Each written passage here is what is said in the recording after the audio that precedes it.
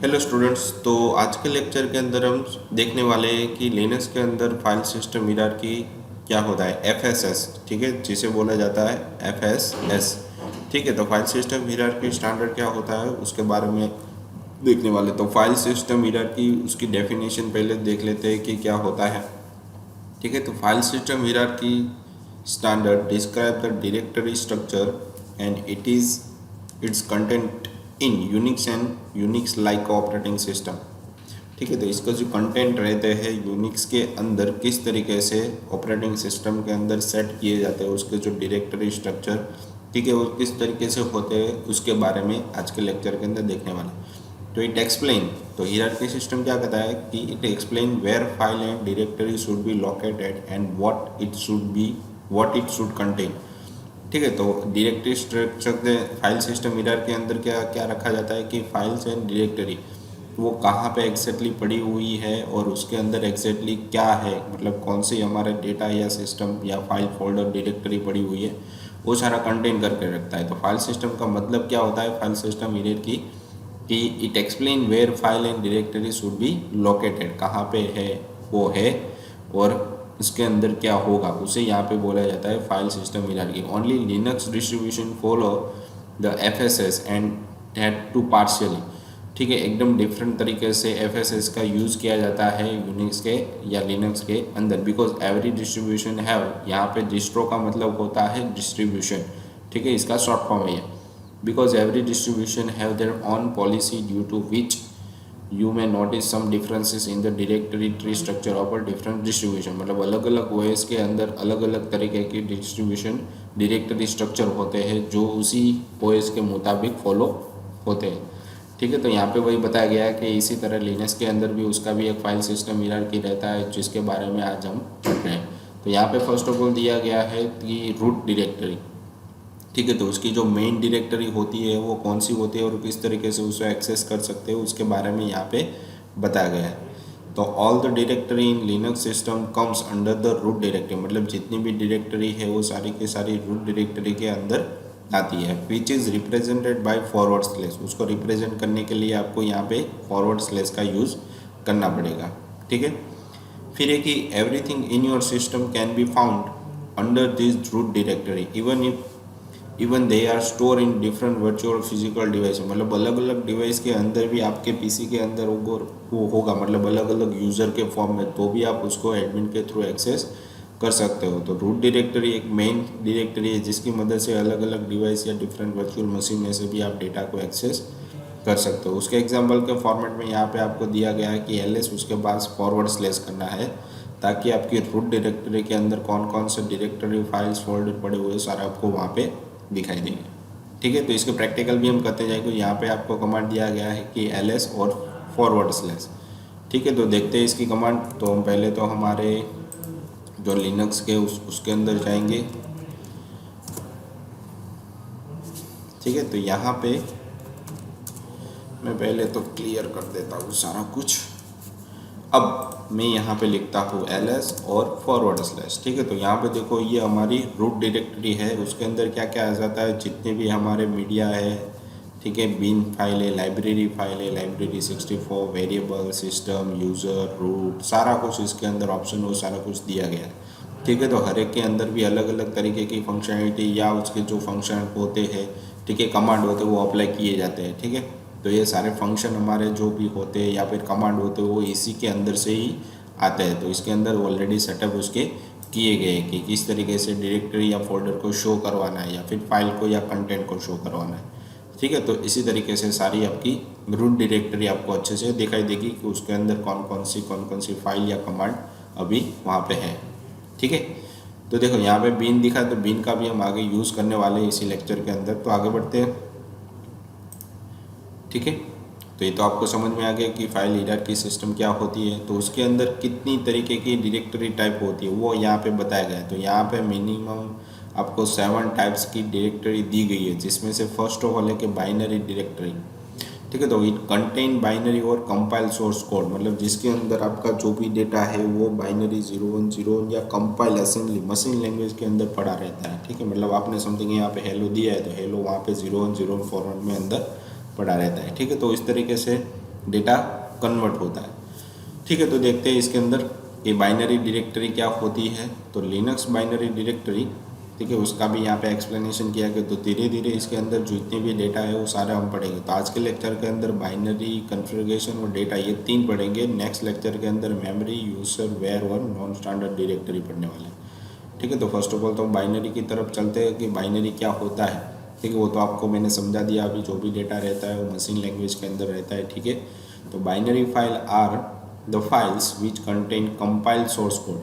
ठीक है, जो भी हमने डेटा दिया उसको उसने कंपाइल किया और उसके बाद उसने मेमोरी के अंदर डेटा को मशीन लैंग्वेज के अंदर कन्वर्ट करके रखा होगा। They are also called executable files because they can be execute on the computer. मतलब वो सारी फाइल क्या रहती है, एक एग्जीक्यूटेबल फाइल रहती है, उसको 0101 फॉर्मेट के अंदर कन्वर्ट करके फाइल के अंदर रखा जाता है। ठीक है, जिसकी मदद से कंप्यूटर वो फाइल इजीली रीड कर सकता है। तो binary directory contain following directory, तो इतनी तरीके की डायरेक्टरी वो फॉलो करता है। तो /bin, /sbin और लाइब्रेरी। तो फर्स्ट ऑफ ऑल हम देखते हैं कि एग्जाम्पल के अंदर /bin जैसे लिखेंगे तो मुझे यहाँ पे जितनी भी डायरेक्टरी उसके अंदर पड़ी होगी या कमांड होगी वो दिख जाएंगे। ठीक है, तो फर्स्ट ऑफ ऑल हम बिन देख लेते हैं कि क्या होता है उसके अंदर। तो यहाँ पे मैं जाने के बाद cd डॉट यहाँ पर भी आप लिख सकते हो या डेस्कटॉप के अंदर भी लिख सकते हो, चलेगा। फिर मैं यहाँ पे लिख देता हूँ /bin। ओके, पहले लिखना है मुझे ls, उसके बाद /bin। तो देखो इस तरीके की उसके अंदर जितने भी यहाँ पे कमांड पड़े हुए सारे के सारे मुझे यहाँ पे दिखाई दे। बहुत सारे कमांड इसके अंदर पड़े हुए हैं। ठीक है, और अच्छे से देखना है तो मैं इसको फुल स्क्रीन करके पहले फुल स्क्रीन कर लेता हूँ। उसके बाद कमांड को यहाँ पे बंद करके अब मैं लिखता हूँ यहाँ पे ls/bin। ठीक है, तो ls आपको लगाना है। तो देखो यहाँ पे जितने भी कमांड आपके पास थे वो सारे के सारे बिन के अंदर आपको दिखाई दे रहे। इतने तरीके के कमांड हम यूज़ कर सकते हैं। ठीक है, और रेड कलर के जो आपको दिखाई दे रहे हैं वो रूट डायरेक्टरी के फॉलोअप में आते हैं। ठीक है, सारे के सारे कॉन्फ़िगरेशन करने के लिए। ठीक है, तो ये सारे डेटा यहाँ पे एक एरे के फॉर्मेट में पड़े रहते हैं। ठीक है, तो ये होता है बिन के अंदर के जितने भी कमांड है वो यहाँ पे हमने जो भी आगे कमांड पढ़े वो सारे के सारे यहाँ पर भी हो गए। जैसे हमने पढ़ा था कि कैट। ठीक है, तो यहाँ पे मैं दिखा सकता हूँ। देखो यहाँ पे टेक दिखा है। टेक ने हमने पढ़ा था कि उल्टा हो रहा था, डेटा फाइल के अंदर जो भी डेटा पड़ा मुझे उल्टा रीड आउट करवाना है तो उसके लिए। फिर कैट भी है। देखो तो जितने भी कमांड है, जितने भी हमने देखे थे वो सारे के सारे यहाँ पे आपको मिल जाएगी। उसके अंदर बहुत सारी फंक्शनलिटी भी दी जाती है अलग अलग तरीके के ऑप्शन फॉर्म में। तो यहाँ पे बताया गया the /bin directory contains user binary executable files Linux command that are used in single user mode. मतलब एक ही यूजर उसको एक्सेस करें। And common command that are used by all the user like cat, copy, ठीक है, change directory, list. तो ये सारे कॉमन कमांड थे। तो बिन के अंदर जितने भी डेटा रहते हैं वो सारे कॉमन कमांड एग्जीक्यूटेबल फाइल के फॉर्मेट में रहते हैं। ठीक है, उसके बाद रहते हैं कि sbin का काम क्या रहता है। तो sbin directory also contain executable files but unlike /bin it only contain a system binary format में रहता है, वही रीड करवाता है। Which require root privilege to perform certain task. मतलब कोई टास्क उसको परफॉर्म करना है तो /root डायरेक्टरी की उसके परमिशन चाहिए। And are helpful for the system maintenance purpose. ठीक है, तो उसके अंदर जितनी भी रूट फाइल है उसके अंदर मुझे कोई भी चेंजेस करना है तो उसके लिए मुझे यहाँ पे sbin का यूज़। तो उसके अंदर भी सेम कमांड ही यहाँ पे पड़े रहते हैं। ठीक है, तो वो भी मैं यहाँ पे आपको कमांड लिख के बता देता हूँ। तो पहले मैं क्लियर कर दूँ ls/sbin। ठीक है, तो उसके अंदर भी रूट के अंदर जो भी डेटा पड़ा है उसको चेंजेस करने के लिए या फिर उसमें कोई मॉडिफाई मुझे करना है तो उसके लिए sbin का यूज़ यहाँ पे होता है। उसके बाद library. The library directory contain said library. मतलब जो दोनों अलग अलग कंप्यूटर के बीच में या फिर sbin या बिन के अंदर शेयर होती है, दोनों में यूज़ किए जाते हैं, वैसे कमांड यहाँ पे आपको दिए गए। मतलब शेयर करते हैं उस लाइब्रेरी को। Which are often use by the sbin and sbin और बिन के अंदर दोनों में होते हैं, जिसकी मदद से कर्नल में से डेटा आप मॉडिफाई कर सकते हो। ठीक है, तो उसके भी कमांड यहाँ पे आपको दिया गया है कि पहले मैं क्लियर कर देता हूँ यहाँ पे ls/library। ठीक है, तो कॉमन कमांड जितनी भी रहते हैं वो यहाँ पे आपको दिखाई दे रहे हैं। ठीक है, तो दोनों में से sbin और bin दोनों के अंदर ये कॉमन कमांड सारे के सारे रहते हैं। देखो यहाँ पे पाइथन के कमांड बहुत सारे दिए गए हैं। ठीक है, और फाइल के भी दिए गए, ब्लूटूथ के भी दिए गए हैं, ठीक है। तो इस तरीके से जो कॉमन कमांड रहते हैं दोनों लाइब्रेरी के अंदर, दोनों रूट डायरेक्टरी के अंदर, वही कमांड आपको यहाँ पर भी दिए गए, ठीक है। तो ये हमारी बाइनरी डायरेक्टरी थी। उसके बाद आ जाता है कि हमें लिनक्स कॉन्फ़िगरेशन डायरेक्टरी, तो उसके अंदर दो ही कमांड है, बूट और एटेक्स्ट्रा। तो उसको पहले समझ लेते हैं कि कॉन्फ़िगरेशन के अंदर एग्जैक्टली क्या होता है और किस तरीके से हम इसका यूज़ कर सकते हैं। तो configuration directory contain configured file which are configure the parameter and initial setting for the some computer program. मतलब किसी अलग तरीके की मुझे फाइल सिस्टम बनानी है अपनी तरीके से, तो मैं यहाँ पे दो अलग अलग कमांड मुझे यहाँ पे दिए गए हैं, एक तो बूट और दूसरा etc, ठीक है। तो दोनों को हम सब डायरेक्टरी यहाँ पे बोल सकते हैं रूट के अंदर की, ठीक है। तो पहले देखते हैं कि बूट के अंदर क्या होता है। तो boot directory contain a boot loader file which are essentially to the boot system. मतलब जब आपका सिस्टम चालू होता है तो उसी टाइम पे उस फाइल जो भी आपने बनाई है, कॉन्फ़िगरेशन की है, तो वो ऑटोमेटिकली लोड हो जाएगी बूट होते टाइम ही। तो आपको वहाँ पे जाने के बाद, बूट पे जाने के बाद उसकी कॉन्फ़िगरेशन फाइल सिस्टम सेट करनी होती है। In the other word the only contain files which are needed for the basic Linux system get up and going. मतलब उसको लाने या ले जाने के लिए फाइल को यूज़ किया जाता है कि इस तरीके से मुझे डायरेक्टरी या उसकी फाइल सिस्टम चाहिए, तो उसके लिए यहाँ पे ls boot इस तरीके से कमांड उसका दिया गया है। तो उसको भी हम यूज़ यहाँ पे कर लेते हैं, क्लियर ls/boot। देखो इस तरीके से मुझे यहाँ पे सारे कमांड उसके दिए गए हैं, ठीक है। तो यहाँ पे तीन तरीके के ग्रब, ये जो ग्रब फाइल है वो ऑलरेडी पुराने वर्जन के अंदर, लिनक्स का जो पुराना वर्जन है उसके अंदर यूज़ होती थी। बाकी के जितने भी कमांड हमें यहाँ दिए गए वो सारे नई लिनक्स के मुताबिक है, ठीक है। तो इस तरीके से हम उसको पता भी लगा सकते हैं या फिर उसको फाइंड आउट भी कर सकते हैं कौन सा कमांड कब यूज़ करना है, ठीक है। तो यहाँ पे देखो जेनरिक बनाया गया। तो जेनरिक का मतलब होता है कि मुझे किसी भी तरीके की कोई नई फाइल सिस्टम बनानी है और कौन से वर्जन के अंदर बनानी है वो भी मुझे यहाँ पे मेंशन करके रखना पड़ेगा, ठीक है। तो उसकी बहुत सारी लंबी लेंथी प्रोसेस है, ठीक है, बनाने के। पर इसके हमें शॉर्ट फॉर्म यहाँ पे दिया गया है कि कौन कौन सी प्रोसेस हम बना सकते हैं बूट के थ्रू, ठीक है। तो हम आगे बढ़ते हैं कि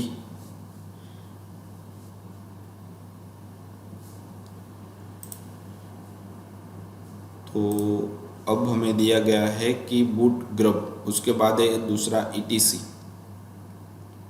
कहाँ गया, ठीक है। तो etc के अंदर बहुत लेंथी थोड़ी प्रोसेस दी गई थी। All the machine related configuration file are kept in etc। Almost everything related to the configuration of your system is placed here. It also contains a startup and shutdown shell script which is used to start and stop program। मतलब अलग अलग तरीके की shell script आपको लिखनी है तो उसके लिए भी यहाँ पे यूज़ होता है। All the files are static and text based and no binary files can be placed in this directory। मतलब बाइनरी सिस्टम इसके अंदर कभी भी नहीं आती। The meaning of etc is very conversation। Earlier it was referred to as extra because it could contain all files that did not belong from the anywhere else, but recently its most likely meaning is editable text configuration। मतलब extended tool उसके अंदर add करना है तो उसके लिए यहाँ पे यूज़ किया जाता है ls etc, ठीक है। तो इसको भी हम देख लेते हैं यहाँ पे ls/etc। देखो इसके अंदर जितने भी एक्स्ट्रा कमांड थे वो सारे के सारे आपको यहाँ पे दिए गए, ठीक है। ये बहुत सारे अलग अलग तरीके के कमांड आपको दिए गए हैं जिसको आप परफॉर्म यहाँ पे कर सकते हो, यूज़ कर सकते हो, ठीक है, किस तरीके से होते हैं। फिर है कि डेटा डिक्शनरी। तो data dictionary is used to store data of the system. Data dictionary directory contain the following directory /home root srv services and media, ठीक है। तो पहले देख लेते हैं कि होम की मदद से क्या होता है। तो home directory store users personal file, ठीक है। तो यूज़र की जो पर्सनल फाइल रहती है उसको वो स्टोर करने के लिए यूज़ किया जाता है, ठीक है। मतलब जो यूज़र लॉगिन हुआ है उसका जो भी डेटा उसको स्टोर करवाना है तो उसके लिए होम डायरेक्टरी का यूज यहाँ पे होता है। After the home there is a directory which is generally name at the user's name like have home/sss sit, ठीक है। तो इस तरीके से जो भी होम डायरेक्टरी रहती है तो उसके बाद आप यूज़र बनाए तो उस यूज़र का नाम यहाँ पे आपको लिखना है, जिसकी मदद से आपको क्या मिलेगा कि जो यूज़र है उसकी भी एक होम डायरेक्टरी रहती है, उसके नाम से वो एक्सेस यहाँ पे कर सकता है, तो होम डायरेक्टरी मतलब ये होम डायरेक्टरी बाय डिफ़ॉल्ट होती है जिसके अंदर कुछ भी तरह का हम चेंजेस नहीं कर सकते, ठीक है। और जो नया यूज़र जो भी पर्सन लॉगिन हुआ है सिस्टम के अंदर, ठीक है, लिनक्स के अंदर, तो उसका नाम यहाँ पे आ जाएगा। तो होम सिस्टम के अंदर मतलब जो भी पर्सन लॉगिन हुआ तो उसके अंदर कौन कौन सी सब डायरेक्टरी आती है वो यहाँ पे दी गई है कि inside this directory we have our sub directory like desktop, download, document, picture, जो आप देख ही रहे हो बार बार, ठीक है। तो ls/home लिखोगे तो आपको अलग से डायरेक्टरी स्ट्रक्चर यहाँ पे अपनी मिल जाएगी, ठीक है। क्लियर कर दो ls/home, ठीक है। तो आपकी डायरेक्टरी कौन सी यहाँ पे मिलन, देखो मिल गया, देखो यूज़र नेम आपको यहाँ पे मिल रहा है, फिर ls/home, उसके बाद जैसे आप मिलन लिखोगे तो उसके अंदर जो आपकी डायरेक्टरी फाइल आपको दी गई है वो आपको यहाँ पे दिखाई देगी, ठीक है। तो ये आपकी मेन डायरेक्टरी थी। उसके बाद आपको दिया गया है कि रूट, ठीक है। तो रूट का कुछ ज़्यादा यूज़ नहीं करना। The root directory is home directory of the root user, जैसे अभी मैंने आपको बताया वही चीज़ यहाँ पे दी गई है। Please note that root directory is different from the slash, मतलब स्लैश के अलावा दूसरा ये रूट डायरेक्टरी है, मतलब ये और रूट डायरेक्टरी और स्लैश कमांड दोनों अलग अलग है, ठीक है, दोनों सेम नहीं है। तो रूट डायरेक्टरी के अंदर जाने के लिए मुझे क्या लिखना पड़ेगा, ls/ और होम लिखूंगा तो मुझे कौन सा यूज़र भी लॉगिन है उसका नाम मिल जाएगा, और मिलन लिखने के बाद मतलब यूज़र नेम लिखने के बाद उसके अंदर कौन कौन सी सब डायरेक्टरी दी गई है वो मुझे यहाँ पे मिल जाएगी। फिर एक मीडिया, ठीक है। The slash media directory act as a mount point और for removable media devices such as CD-ROM, floppy disk, USB device, मतलब मीडिया की मदद से आप किसी भी तरीके के अलग से जो एक्सटर्नल डिवाइस होती है उसको आप अटैच करवा सकते हो या उसको रिमूव करवा सकते हो, ठीक है। तो अटैच होने के टाइम ऑटोमेटिकली आपको डिवाइस दिखाई देगी, इंस्टॉल हो जाएगी, पर रिमूव करते टाइम आपको क्या करना पड़ेगा, उसको परमानेंटली वहाँ से रिमूव करने के लिए आपको अलग से कमांड वहाँ पे दी जाएगी, ठीक है। तो ये मीडिया कमांड था। This is newly introduced directory and hence system can run without this directory also. तो आपकी जो सिस्टम रहती है वो मीडिया के अलावा भी चल सकता है या फिर उसके साथ भी चल सकता है। तो स्लैश मीडिया कमांड है वो आपको नए तरीके से इंट्रोड्यूस किया गया है लिनक्स के अंदर, जो पहले नहीं था आई थिंक, ठीक है। और उसको यूज़ करने के लिए ls/media आपको लिखना पड़ेगा। तो देखते हैं कि इस कमांड के अंदर हमें क्या मिलता है, ठीक है। तो यहाँ पे देखो फ्लॉपी और फ्लॉपी 0, तो दो फ्लॉपी अलग अलग तरीके की मुझे ऐड करवानी है तो मैं यहाँ पे कर सकता हूँ। तो 2 स्लॉट मुझे अलग से दिए गए, ठीक है। तो इसका भी यूज़ मैं यहाँ पे अच्छी तरीके से कर सकता हूँ, ठीक है।